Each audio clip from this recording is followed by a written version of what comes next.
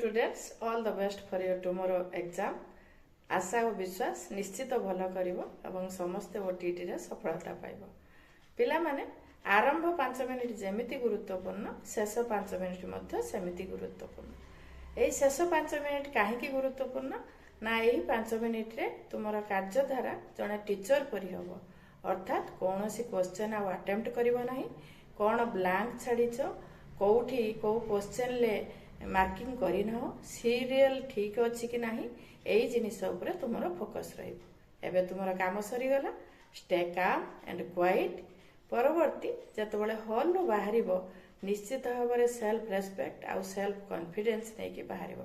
Is okay एई आशा भरोसा नहीं कि हॉल रो बाहरिबो।